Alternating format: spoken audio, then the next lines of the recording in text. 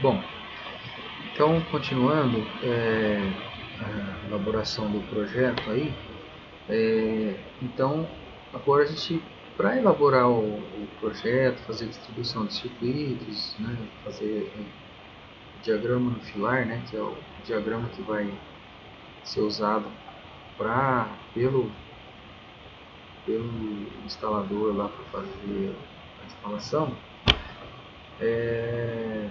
A gente, para elaborar esse diagrama, a gente tem que estabelecer a simbologia. Então, existem símbolos específicos para fazer a elaboração do diagrama, que a gente chama de diagrama unifilar. Então, essa simbologia, eu estou usando uma simbologia aqui, ela é baseada ainda na norma NBR 5444, que era a norma de instalação que tratava da simbologia para símbolos. A norma NBR 5444 é a norma símbolo gráfico para instalações elétricas prediais. Porque essa norma foi cancelada. Uma norma que é de 1989, foi proposta uma atualização dela, mas não houve nenhum órgão, ninguém se propôs aí a fazer a atualização dela, né? Ela foi ficando desatualizada. A gente tem símbolos que não são mais adequados, né? Tem a tomada, as tomadas hoje são de 3 pinos, né? Na época aí nem existiam essas tomadas. Então, e outras simbologias que foram se adequando, foram ficando de tal forma aí que essa simbologia ficou desatualizada.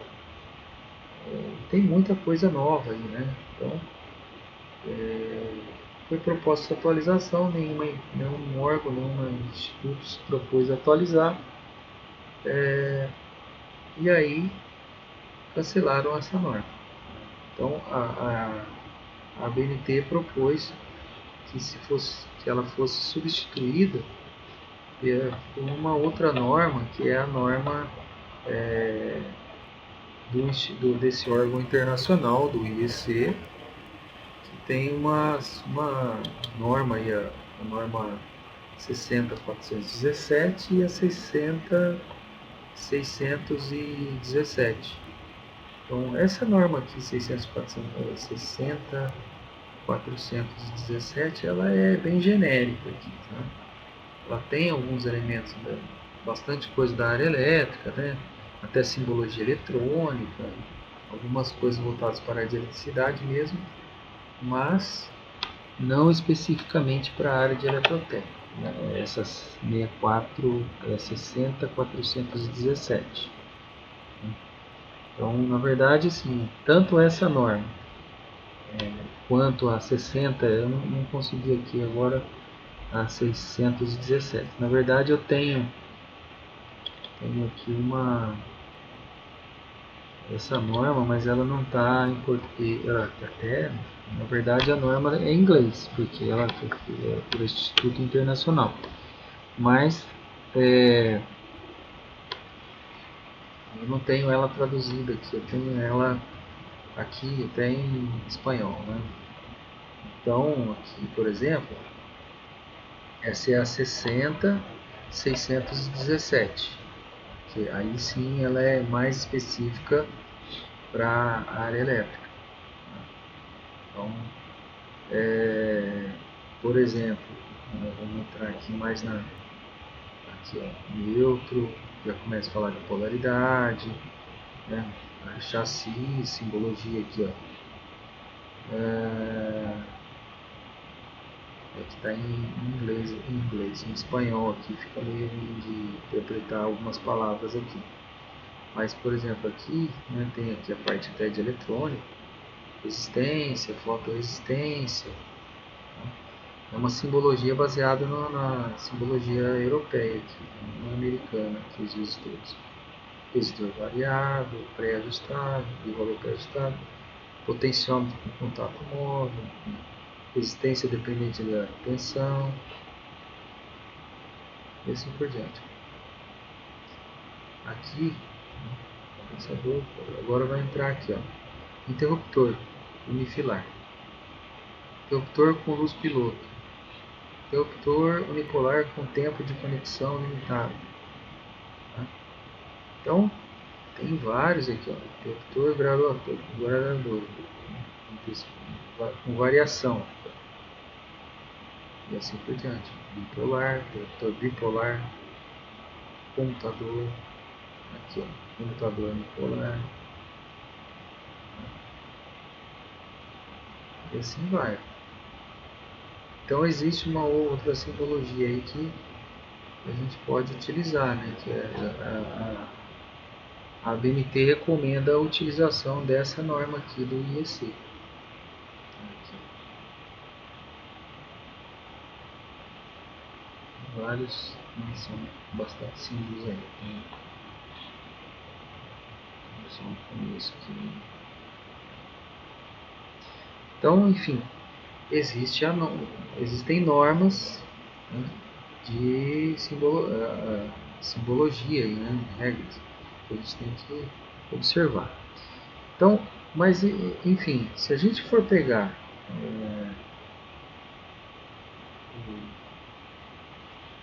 os projetos que são feitos aí, a gente observa como exemplo, como que a gente pode fazer pesquisa aí, a gente vai ver que tem uma simbologia que não necessariamente está seguindo essa norma. Ela segue outras, às vezes, programas que já têm símbolos prontos, ela segue uma simbologia, às vezes, de algum país que já tem alguma referência aí. Então, eu aqui no caso eu coloquei uma simbologia de exemplo, né, que está sendo usada no projeto. O que é importante, né? Assim, o mais importante em relação à simbologia é você fazer a legenda. O que é a legenda? É você colocar o símbolo, você vai pegar a planta, né? E do lado da planta, ali próximo à planta, você vai colocar a simbologia. Tá? Então, a legenda. Aí a legenda vai ter especificado esse símbolo. O que significa esse símbolo aqui, por exemplo, da lâmpada, do ponto de luz no teto? Ele tem aqui, ó, o que representa esse número aqui em cima? Potência, né, que é instalado ali. O número 1 aqui é o circuito que ele está ligado. E a letra é o comando. O comando o que é? Um interruptor. Então você tem um interruptor aqui, por exemplo, um interruptor simples comandando uma lâmpada, por exemplo. Então esse interruptor é dessa lâmpada, para a gente identificar qual interruptor está controlando qual lâmpada. Então, qual o ponto de luz. Então a mesma coisa. Então aqui se a gente colocar um número aqui próximo do interruptor, então é um circuito também. O número é o circuito e a letra é o comando, para identificar quem comanda o que. As tomadas também a gente coloca os números do circuito, né? Aqui não está colocado, mas a gente também coloca os números dos circuitos. Quadro de distribuição, aí o condutor fase, neutro, retorno de fase, condutor terra. São os símbolos aí padrão dos condutores, né? Eletroduto passando pela laje, passando pela parede, tracejado, e o traço e ponta passando pelo piso.